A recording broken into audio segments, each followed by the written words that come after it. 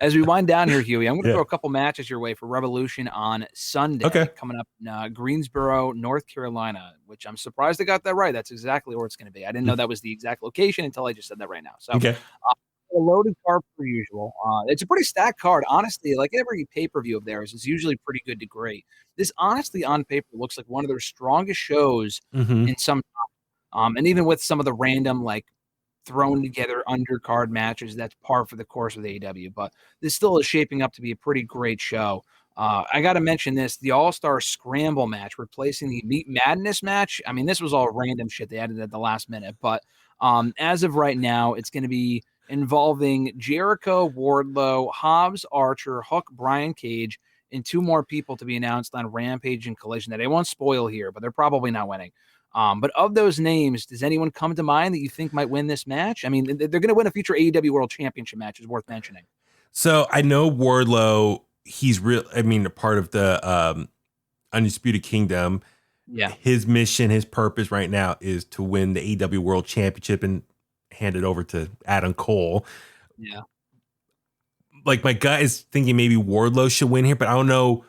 Adam Cole's not nowhere healed yet, fully 100%. So I don't know Wardlow.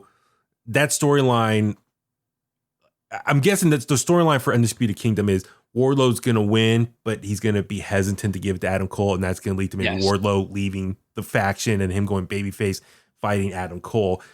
I think that story is better ready to be told when Adam Cole's 100% heel. So I don't see Wardlow necessarily winning here.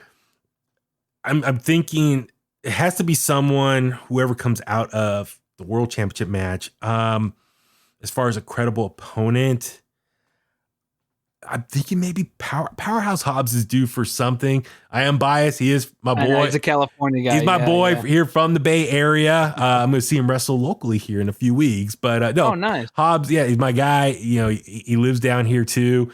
My gut is thinking Powerhouse Hobbs, but I'm just thinking, kind of depending what the AEW World Champion who leaves the pay-per-view that night's champion kind of determines this. Yep. As far as like, I mean, Hook already had a championship match with Samoa Joe. Mm-hmm. Jericho, he doesn't need the win. He's already done everything an AEW can. I'm just, if hypothetically, not to jump ahead, if Swerve wins, it could maybe be interesting with Brian Cage because they're part of the same faction. True. That would be interesting, yeah. But my gut's Powerhouse Hobbs. They need to do something with the Don Callis family. They got to get that going. He just beat Guevara last week on Collision, I think, or Rampage, or one of those shows. Yeah. I think it was Collision. Did Hobbs? So he has some wins under his belt. He beat Jericho a couple months ago. He's got a couple credible wins, but they really haven't taken him to that next level yet. He's not going to win the World Championship if he wins here, but it's better than nothing. So I do have Hobbs winning as well, I think. Okay. They got FDR and Blackpool Combat Clubs, John Moxley and Claudio Castagnoli. Nothing on the line here. I mean, this could go either way. Their first match was great. I think this will be a great match too. Do you see one team having an edge over the other? I think FTR might win this, but what do you think? So real quick, I do want to say what's kind of cool about this year's Revolution. It's a lot of one-on-one matches. Normally at the pay-per-view, they do double digits as far as number of matches. And then it's a lot of multi-person matches. So they're trying to get as many people on the card, on the pay-per-view as they can. And which makes for a long night. So I like there's a lot of one-on-one matches here. With this one, I mean, Blackpool Combat Club's been built up really well. I mean, Moxley and Claudia, it's been something new for both of them because they've both been doing a lot of single stuff. So it's just to keep something fresh for them. Yep. Because the main event, which I think it's gonna be Sting, Darby Allin, okay. It's kind of connected with that as well because the tag title. Yeah, I am leaning towards FTR because we never got that. Was it the fourth FTR versus Young Bucks? Young Bucks. Yeah. So I can see FTR winning if, spoiler alert, if that's what the main event plays out to be. So I can see FTR winning here just to get to that tag title match. I agree. Yeah, they teased it late last year, never went back to it. I got FTR winning for that same reason. TNT Championship, Christian Cage taking on defending against Daniel Garcia. Now, this is interesting because it looked like it was going to be Christian and Adam Copeland on the show. Yeah. And Garcia getting the shot instead. I like that a lot more because I don't think Christian and Copeland, the rematch, for what would be, I think, the second or third time, because they had technically 2 matches in the same night at World's End. The match on Dynamite before that. Their next match does not need to involve the TNT title. So I think Garcia can win here. I mean, the guy's been building momentum. He's getting over gradually.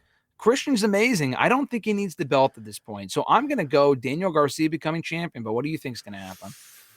Man, I'm with you. It's kind of interesting for this big pay-per-view of the first one of the new year. Yeah, no Adam Copeland on here. He's got the night off, which unless he interferes or something, which I feel like he might. Yeah, and that's the thing. He could totally be a part of the show in that capacity.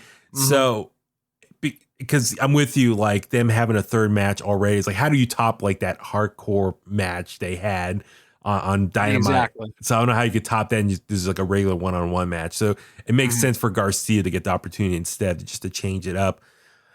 I'm leaning towards Christian Cage retaining just because he's been so good as the TNT champion. But then again, you brought up a good point. Adam Copeland could interfere, cost him a title. Daniel Garcia, he's been around for a long time as far as one of the young guys in that company.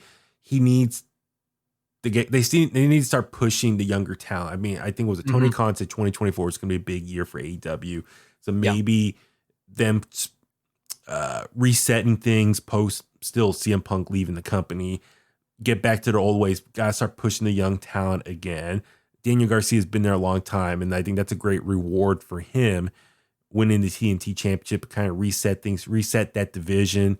Christian's had it for long enough, and then if Adam Copeland does interfere, then that can lead off to their match that could be potentially for what, Double or Nothing. But then there's rumors of there could be an April pay-per-view now named Dynasty. Theoretically, there probably will be. I forgot about that. So the Adam Copeland factor is very much out there. So I could see Daniel Garcia winning because of that.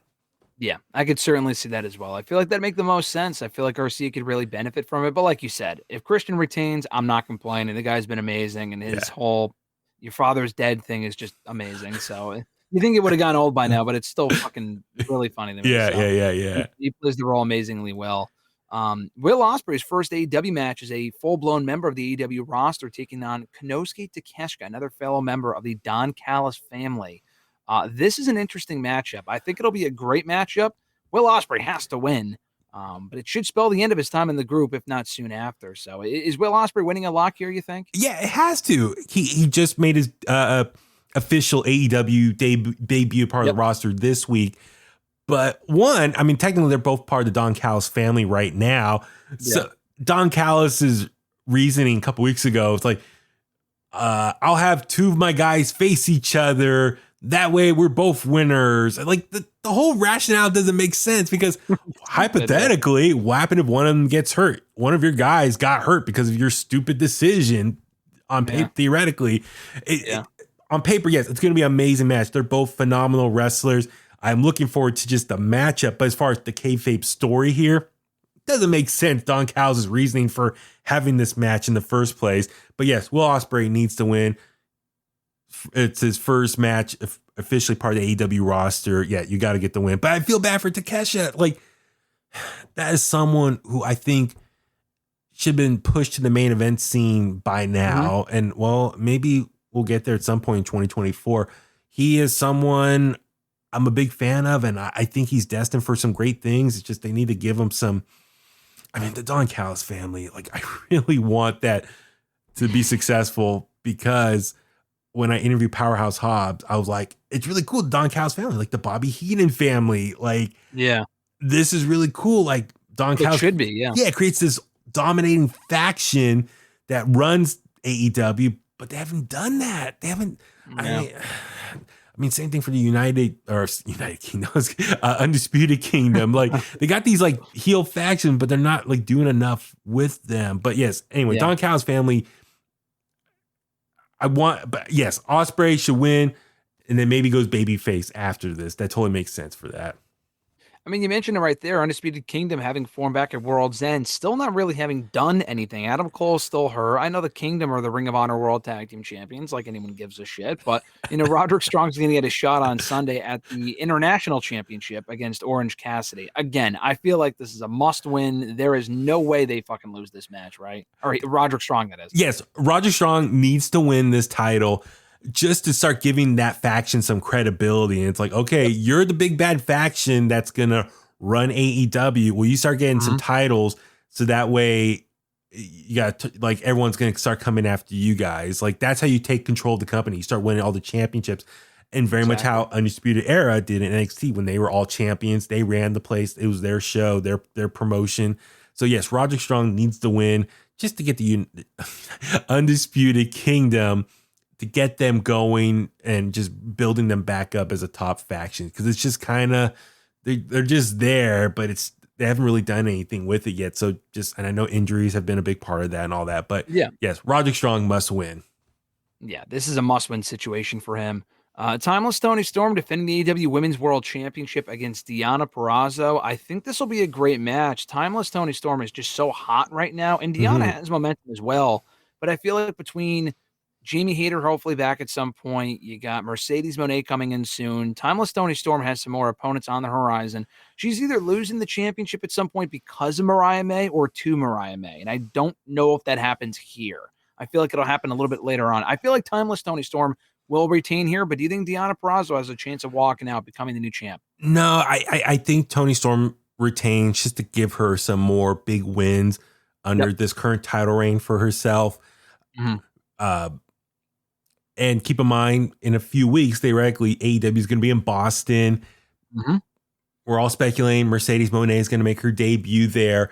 So I think if Mercedes gets kind of pushed into that main event title scene pretty quickly, it would be a better matchup or more intriguing matchup for the fans to be interested in if it was Toni Storm. No offense to Deonna Purrazzo, but like popularity right now is with Toni Storm. And so that's a bigger matchup at some point in the near future with Toni Storm and Mercedes Moné.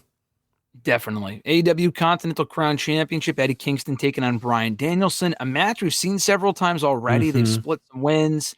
They have great chemistry, no doubt. If Danielson loses, he has to shake Eddie's hand. So that's the whole kind of caveat here. Eddie just became the Continental Crown Champion back at World's End 2 months ago. Too soon, I would say, to take the belt off of him here. Danielson doesn't need the belt. Again, what do you think? Is there a chance Bryan Danielson wins the belt, or does Eddie retain, you think? Nah, I think Bryan Danielson on this like retirement tour, if you want to call it, like the last full year of competing full time. I think if he gets one last title reign in this full time run of his, it has to be the AEW championship at some point. I agree. No offense to the Continental Championship, but he doesn't need it. It's more important to Eddie and his character and what that means for him. So I see Eddie winning here and then getting that handshake, that visual of Bryan Danielson shaking his hand. That's going to be a big moment there, feel good moment, if you want to call it that. So I think that handshake is more important than Bryan Danielson walking around with the title that he doesn't need anyway, because he's going to be, I'm sure, doing other more maybe New Japan stuff, and he's just going out there and having fun and just wrestling whoever he wants. Yeah, and that is part of it too. I know the Continental Crown Championship includes that New Japan Strong title and the Ring of Honor title. I can see him doing the Strong title stuff in New Japan. The Ring of Honor stuff, absolutely not. He's not working those fucking tapings. He might work one of their pay-per-views potentially. I know he did Final Battle. That just is not happening. Like you said, if he's going to win a championship, wholeheartedly agree it should be the AEW World Championship, most definitely. Final two matches here already. The three-way for the AEW World Championship. Samoa Joe, Hangman Adam Page, Swerve Strickland. Hangman, kind of going heel right now. They're teasing. Swerve going babyface. Joe just winning the belt. Who we got going over here? So, full disclosure, I just got a last minute interview with Swerve tomorrow morning. Awesome. So I'm like, part of my question or one question, I'm trying to figure out how I want to word it. Yeah. Hangman right now, if we saw kind of like this double turn, Swerve kind of become more babyface now. Hangman's more heel, but he's just because he's more like his motivations like, I want to prevent you from being AEW World Champion. That's like my goal right now. It's like eating at him. I can almost see Hangman want to stick it to Swerve and purposely lose or help Samoa Joe win, like, you know, eating the pin or tapping out just to stick it to Swerve Strickland. Like, haha, I'm going to lose. It's more important to me to lose so that way you don't become champion instead of me winning the championship. Like, I kind of feel like that could be potentially an outcome here. So that's like in my head. I'm trying to think how would I word it to Swerve is like, are you concerned that Hangman might just try to throw the match just so that way you don't win the title? And even though Samoa Joe retains, I'm trying to think how I want to phrase that in my head, but great question. Yeah. But Swerve is so hot right now, his momentum, and we're talking about momentum like Cody Rhodes earlier and stuff. You only have so many opportunities when someone's red hot to capitalize and get them that moment, that win. Now, for me, I was kind of thinking Samoa Joe retains here, and then you do Samoa Joe versus Swerve one-on-one at Double or Nothing and let Swerve. I have no doubt Swerve's winning the world title this year. That's going to happen. But which pay-per-view? Now, could they have Samoa Joe retain here and then Swerve? Can they hold off until May and let him win the actual title there? Because Double or Nothing theoretically is most known as a bigger show in AEW standards. That's why I'm kind of leaning towards Samoa Joe retaining. But my concern is, can Swerve maintain that momentum for another 2 months? Can Tony Khan and his team keep that momentum going? And with this booking decision, sometimes I'm a little worried. Can they maintain that? That's my concern. That's a great question. I think they can because they've been able to do it so far. But like you said, history has shown us otherwise, indicated otherwise with this company. I am completely with you, though. I think Joe retains here. He's also on an absolute roll right now as Joe. The guy's killing it. This is probably the last world title reign he'll ever have. So just let him enjoy it. Get another defense in on Sunday. Have him lose it in April or probably May, like you said, at Double or Nothing. And then Swerve doesn't have to eat the loss here. Like you said, the great question is Swerve is a perfect way to word it. Because I feel like there is a chance that Hangman could cost Swerve the championship simply by tapping out or whatever to Joe. And you got to avoid that if you're Swerve, obviously, from a storyline standpoint. But no, you're definitely right. I think Swerve loses here, keep the belt on Joe for a little longer. And honestly, moreover than any of that, it's not the main event. So if you want to give Swerve's big moment, you don't want to overshadowed by Sting's final farewell. And that's going on last. They've already confirmed that. So speaking of which, I mean, listen, if Swerve wins, no complaints here. The guy's amazing. Like you said, he's winning the belt, not if, but when. But I don't know if you have it go on second to last, if you're going with the tag team title match, which they need to do. And that's the AEW World Tag Team titles on the line. Sting's final match, him and Darby Allin against the Bucks. I mean, I think we're both on the same page here. You teased it earlier, but I think the Bucks are winning. I think we get new champs. Now, listen, I would ideally like to see Sting win, retain the titles as champion, vacate him. I don't give a shit. I want to see Sting go out on top. He's been undefeated for this long. It doesn't need to happen that way. He's an old school guy. He's going to want to put over the Bucks on the way out. I get that. Totally understand. I don't hate the Bucks. I just think it'd be really cool if Sting were able to retain and retire as champion. But I think Bucks win here, though. Yes. Oh, by the way, we were talking earlier in the show here, talking about seeing Rock act like 1998 Rock again.